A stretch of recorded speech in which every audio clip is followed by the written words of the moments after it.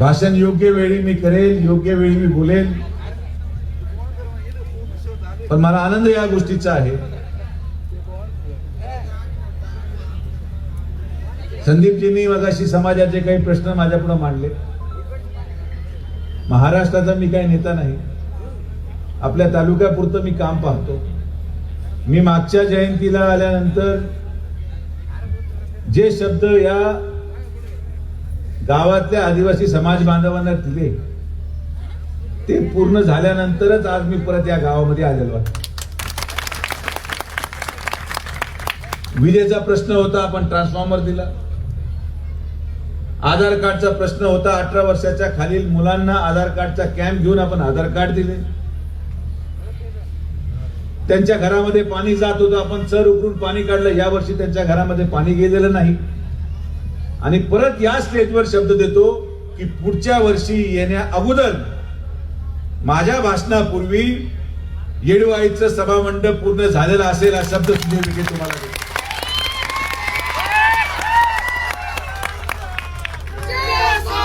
भाषण, शब्द, आश्वासन हे या समाजाला 50 वर्षापासून मिळालेले. या समाजाचा अनुभव माझ्या इतका कोणालाच नाही, महाराष्ट्राचा मला माहित नाही. पण या शिर्डी विधानसभा मतदारसंघामध्ये विखे पाटील परिवाराच्या प्रती असलेलं प्रेम आणि निष्ठा ही आदिवासी समाजाने 40 वर्ष दाखवलेली आहे. आणि म्हणून त्यांचं प्रत्येक काम, प्रत्येक प्रश्न हा आपण सोडवण्याचं काम तत्परतेने करतो. आणि ही जबाबदारी प्रत्येकाची आहे. नुसतं विभाग उघडून चालणार नाही, नुसतं त्या विभागाला कॅबिनेट मंत्रीपद देऊन चालणार नाही.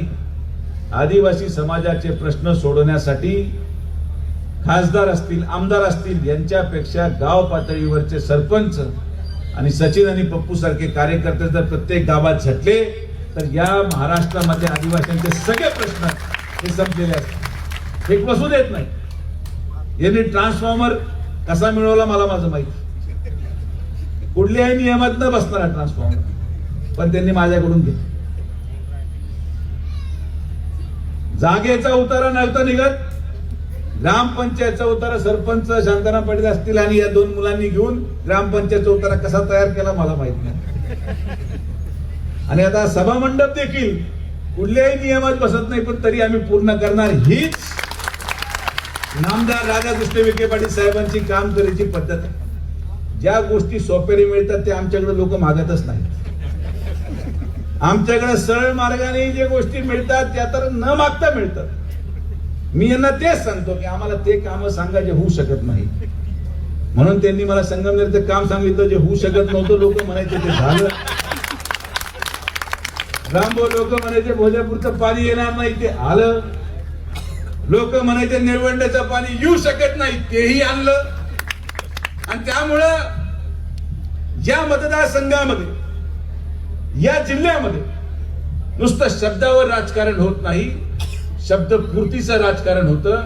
आणि शब्दपूर्ती करण्यामध्ये मी आज या व्यासपीठावरून आवर्जून सांगतो की जे 3 दिवसापूर्वी रेल्वेसाठी आंदोलन केलं गेलं, आमचा त्या रेल्वेला कुठलाही विरोध नाही. उलट जर ते काम होणार असेल आणि संगमनेर मार्गे जर रेल्वे जाणार असेल तर सुजय विखे सगळ्यात पुढे उभं राहून त्या गोष्टीचा पाठिंबा देतो, हे पण तुम्हाला. पण यामध्ये राजकारण करून, यामध्ये आंदोलन करून, आरोप प्रत्यारोप करून काय साध्य होणार नाही. यामध्ये एकत्रितपणे काम केलं पाहिजे. रेल्वे संगमनेरून गेली पाहिजे, आनंदाची गोष्ट. संगमनेरचा विकास झाला पाहिजे, आनंदाची गोष्ट. आणि माननीय नामदार राधाकृष्ण विखे पाटील साहेबांच्या नेतृत्वामध्ये आज राज्याचे मुख्यमंत्री माननीय देवेंद्र फडणवीस साहेब असतील, उपमुख्यमंत्री एकनाथ शिंदे साहेब असतील, उपमुख्यमंत्री पवारताई असतील, या महायुतीचं सरकार हे ठामपणे संगमनेर तालुक्याच्या प्रश्नांच्या पाठीमागे खंबीरपणे उभे आहे. आणि माननीय मुख्यमंत्र्यांच्या नेतृत्वामधूनच मी स्वतः शब्द देतो, आम्ही कुठे रेल्वे पळून आम्हाला घेऊन जायची नाही. आमच्याकडे रेल्वे आली, स्टेशन आलं, रेल्वे पण आल्या, विमानतळ पण आलं, विमानं आले. फक्त समुद्र नसल्यामुळे जहाज आपण आणू शकलो नाही. त्यासाठी आम्हाला कधी रस्त्यावर उतरावं लागलंच नाही. बरोबर, आम्ही रस्त्यावर न उतरता विमानतळ आलं, आम्ही रस्त्यावर न उतरता रेल्वे स्टेशन आणलं. त्याच्यासाठी जिद्द लागते आणि जिद्दीने काम केलं तर सगळ्या गोष्टी येतील. तर जसं रेल्वे स्टेशन शिर्डीला आलं तेवढ्याच जिद्दीने आपण संगमनेरला देखील रेल्वे स्टेशन आणणार हा शब्द मी या जनतेच्या पुढे आज देतो. आणि यामध्ये मला श्रेय अजिबात नको, यामध्ये अजिबात कुठलं श्रेय घेण्यात मजा नाही. अगोदर मला हे जाणीव होती की आपण कुठेतरी निवडणूक लढून एखादं पद मिळवलं पाहिजे. हे मी जेव्हा खासदार झालो किंवा खासदार होण्यापूर्वीची अपेक्षा होती. पण आज विधानसभा झाल्यानंतर या गोरगरीब जनतेच्या आशीर्वादाने, या आदिवासी समाज आमच्या बांधवांच्या आशीर्वादाने, सर्वसामान्यांच्या आशीर्वादाने आपण किती आमदार केले. नवीन नवीन मुलं, सर्वसामान्य घरातले मुलं हे आज या मतदारसंघामध्ये आमदार होऊ शकले. ही कैलासवासी बाळासाहेब विखे पाटलांची पुण्याई आम्हाला लाभली आणि त्या पुण्याईच्या आधारावर आमचा परिवार हे सातत्याने काम करतो की आता आमदार बनवण्यामध्ये आपल्या एकट्या जिल्ह्यामध्ये आता 18 आमदार झालेत. एक आमदार तर मी मनक्यात आजार घेऊन हॉस्पिटलला ऍडमिट होतो, तिथं बसल्या बसल्या करून टाकला. पदामध्ये रस नाही. पद येतात जातात, लोक ओळख ठेवतात नाही ठेवत, मंत्रीपद येतात जातात, पण जे काम आपण करतो ते पुढचे 50 वर्ष लोक लक्षात ठेवतात. आणि म्हणून कामानेच आपली ओळख आहे, कामानेच विखे पाटील परिवाराची ओळख निर्माण केली. आणि या भागामध्ये, या मतदारसंघामध्ये आदिवासी समाज बांधवांचे काम केल्यावरच आपण परत मतदान मागण्यासाठी त्यांच्याकडे जाऊ हा शब्द सुजय विखेचा तुम्हाला आहे. आपण सर्वजण एवढ्या मोठ्या संख्येने आलात. दरवर्षी हा कार्यक्रम मी लिहून ठेवलेला आहे. मी कुठे जरी असलो, मी परदेशात होतो, पण फक्त जागतिक आदिवासी दिनाच्या कार्यक्रमासाठी खास विमान करून परत या कार्यक्रमाला आलो, कारण की हा कार्यक्रम सुटता कामा नये.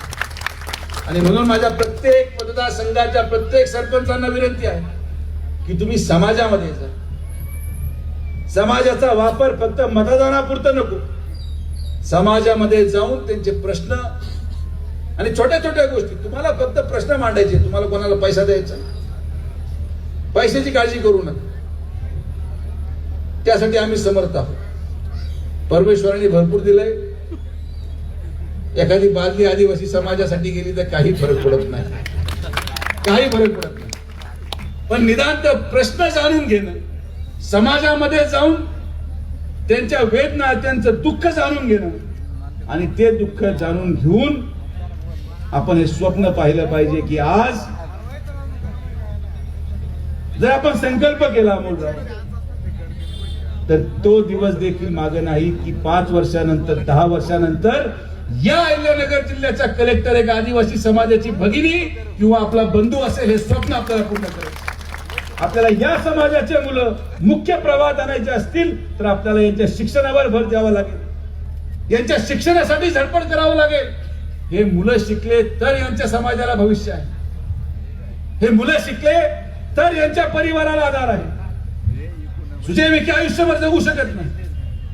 आपल्याला एक अशी व्यवस्था निर्माण करायची आहे की सुजय विखे या धर्तीवर असे नसेल, पण आदिवासी समाज स्वतंत्र होऊन स्वबळावर स्वताकदीवर तुमच्याच मुलांच्या माध्यमातून, तुमच्याच मुलांच्या शिक्षणाच्या माध्यमातून तुमचा प्रपंच स्वतंत्रपणे चालू शकेल अशी व्यवस्था या पुढच्या 5 वर्षामध्ये सुजय विखे निर्माण करणार हा शब्द मी तुम्हाला देतो.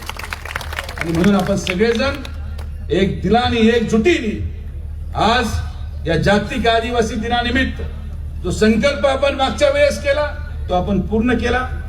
पुढच्या वेळेस आल्यावर देखील हे सगळे कामं झालेले असणार आहे.